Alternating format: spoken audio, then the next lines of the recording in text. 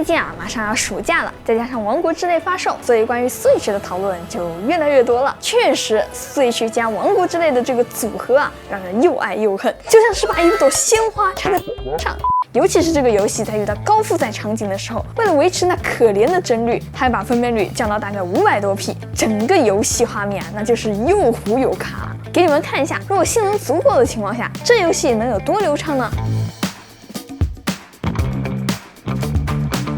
嗨，这回真是正版游戏的受害者了。但更离谱的是，哪怕画面再糊，再怎么掉帧，游戏也不会闪退。在这个性能还不如现在手机的机子上面跑开放世界，真是为难它了。不过这也算是独占游戏的优势了，它能专门把游戏设计成适合掌机的模样，像是拼载具的时候，最多只能拼21个零件。还有像是游戏中的血月，其实不只是为了重新刷怪啊，在放动画的同时呢，机器还会正好释放一下内存，甚至你还可以依靠这个机制手动触发血月。首先我们要先找到这样子的一块大矿石，然后再把它们同时引爆。你看它刚刚卡了一下就进入血月了，这个时间它甚至不是24点，所以说这个血月就一定不是普通的血月哦。但是话又说回来了，掉帧归掉帧，奈何游戏本身素质过硬，再加上马上就要暑假了，很多小伙伴都在犹豫到底要不要入坑 Switch， 也不是不能理解啊。现在这个时间点确实很特殊，一边听到玩家在那边狂嗨，一边又各种骂什么 Switch 就是电子垃圾，还偶尔夹带着 Switch 要出新机器之类的小道消息，这全是烟雾弹，根本就下定不了决心。所以接下来我们就好好的梳理一下，现在 Switch 还值不值得入坑。首先啊，我要先输出一个观点，就是 Switch 它是一个游戏机，你买回来是用它打游戏的，它也只能用来打游戏。所以对玩家来说，能否在游戏中获得快乐才是最重要的，而不是游戏机买回来之后，整天想着啊，我的 Switch 又掉价了，新能源车主是吧？我也要去维权。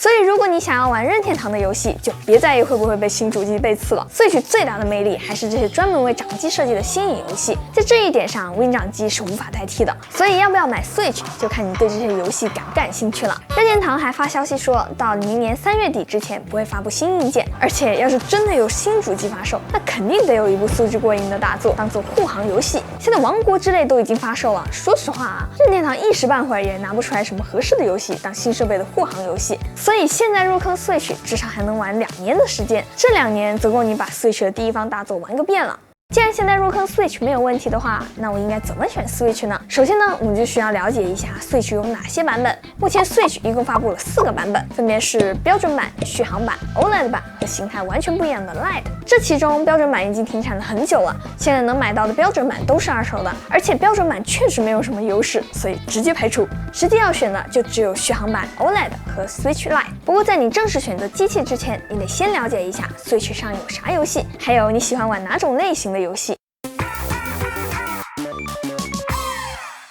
在我看来 ，Switch 上的游戏可以简单分为3种，像《塞尔达传说》这样子的单人游戏，像健身环那样子的体感游戏，和你捡我猜那样的合家欢游戏。这其中虽然联机游戏、合家欢游戏都是多人游戏，但联机游戏往往需要你的朋友们也有 Switch， 而合家欢游戏只需要有1台就够了。那么接下来就能根据你更感兴趣的游戏来决定应该选哪款主机了。先来看看这几个游戏，玩法新颖的格斗游戏 ARMS， 你可以像路飞一样，用伸缩的手臂狠狠地揍别人，左右2只手还可以分别更换不同的拳套，用各种奇奇怪怪的组合把敌人从擂台上面打飞。活跃氛围的派对游戏 One to Switch， 扮演强大的魔法师，和朋友来一场激烈的对波，或者是化身西部牛仔来一场你死我活的50一刀。怎么样？这几个游戏里面有你感兴趣的吗？只要你对这一类的游戏抱有好奇心，那你一定就得选择能拆卸手柄的续航版或者是 OLED 版。很多玩法新颖的游戏都是基于这个可拆卸的手柄去设计的。比如说我最近玩了一款特别离谱的沙雕游戏啊，它需要你将手柄拆下来，然后塞到卷筒纸里面，再拿一块平衡板，通过左右倾斜平衡板来控制卷纸左右前进，是不是就贼离谱？就这个游戏也太沙雕了，很符合我对任天堂游戏的刻板印象。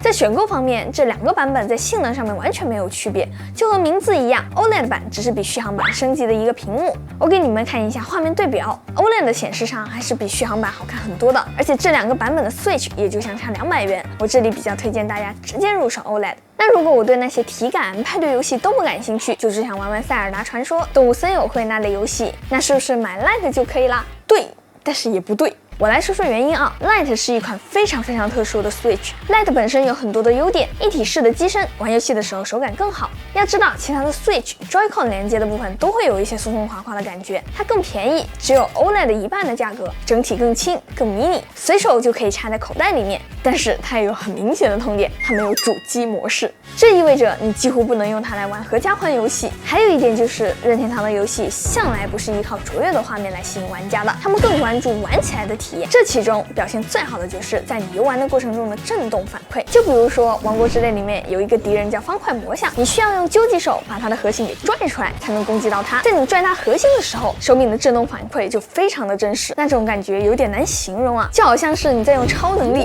在抢一块狗狗掉在嘴里的骨头。毫不夸张的说，游戏沉浸感那么好，一半的功劳都是依靠手柄的 HD 震动，但是 Lite 它居然没有震动。你拿 Lite 玩《王国之泪》就体会不到那种从天空俯冲下来的时候，疾风从你掌间划过的感觉。你玩斯普拉顿的时候，就不能体验到每一发墨水射出去之后那种后坐力的感觉。与游戏的交互体验就只能停留在手里捧着的那块灰色的屏幕和手柄上的操作了，那种身临其境的沉浸感会少很多。所以说 Lite 的定位更像是一款为重度游戏玩家专门定制的掌机，新人入坑最好还是不要从 Lite 入手，尤其是二手的 Lite。Switch 一直有一个通病啊，就是摇杆漂移，这个毛病在 Lite 上更严重。你普通的 Switch 摇杆漂移了，换一个Joy-Con就解决了，但 Lite 的摇杆可是和机器绑在一起的呀，这摇杆一漂移就全记了，只能在淘宝上面找一个店家把掌机寄过去维修一下。除了 Switch 的型号，还有一个地方很容易让新手看得眼花缭乱，那就是不同的版本。不过不用担心，实际的情况并没有那么复杂。除了国行，无论是港版、日版、美版，游戏机本体都是没有区别的。不同版本之间只有电源线插头规格不一样。图省事的话，就选日版。日版的插头在国内可以直接使用。如果你买的是港版的话，就得和我一样多用一个转接头来使用了。哦，对了 ，Switch 还有国行，不过不推荐购买就是了。国行 Switch 不能连接任天堂的服务器，也就是说，你买的国外版卡带虽然能在国行 Switch 里打开，但是不能更新游戏内容，也没有联机的功能。游戏 DLC 这种数字内容就更是不要想了。而国行版的卡带因为版号原因，上线能玩的游戏特别少，选之前可得考虑清楚了。一旦购买国行，就得和联机功能还有游戏 DLC 说拜拜了。不过国行也不是完全没有优点的，它最大的好处就是提供了一个可以放心购买 Pro 手柄的渠道。不了解 Switch 手柄的小伙伴可能不了解啊，你在淘宝上面搜索 Switch 手柄，那些200-300块钱的手柄，10个里面10个都是假的。在国行店铺里面买手柄，不仅不用担心买到假的手柄，还能享受保修服务。如果你都看到这儿了，说明你对 Switch 还是很感兴趣的。那我这里再给你们讲几个新玩家刚上手 Switch 的时候会遇到的一些问题，你们可以先把视频收藏了，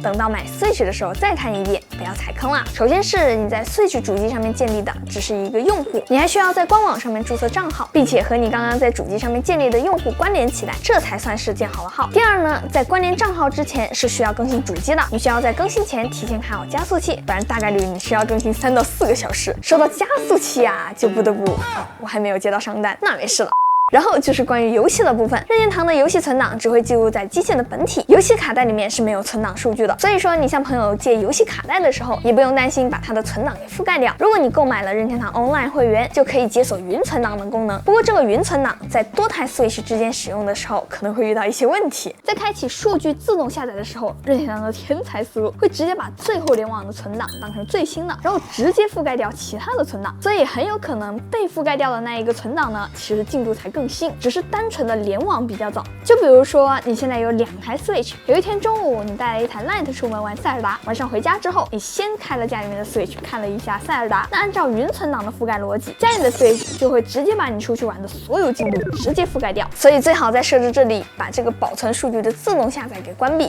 以免发生惨案。再讲一个大家可能关心的事情，就是如何购买认亏券。认亏券实际上叫任天堂游戏兑换券，购买后可以获得2张能直接兑换任天堂第一方游戏的兑换券。就拿王国之泪来说吧，港服数字版要接近500块钱，用认亏券算下来只要300左右。游戏的价格和认亏券的价格在日服的话会便宜一些。如果你有 PayPal 的话，可以选择玩日服；如果没有 PayPal 的话，我也不推荐大家去购买淘宝的点卡。我有个朋友最近入坑 Switch， 第一次买王国之泪的时候是在淘宝上面买的，第一次还没有遇到问题啊，结果第2次买在兑换的时候号就被办掉了，真的太惨了。所以为了保险起见，最好还是在港服自行购买游戏。任天堂香港的网页版是支持支付宝的，购买完成后会有一封邮件送到你的邮箱，里面就有你购买的16位序列号。拿到序列号之后，就可以在 eShop 里面兑换啦。需要注意的是，认亏券是有时限的，有效期为1年。认亏券只能兑换标识有任天堂出品的游戏，而且这个游戏的售价还不能低于250元。兑换不划算的游戏，它还不让你兑换，它真的会哭死。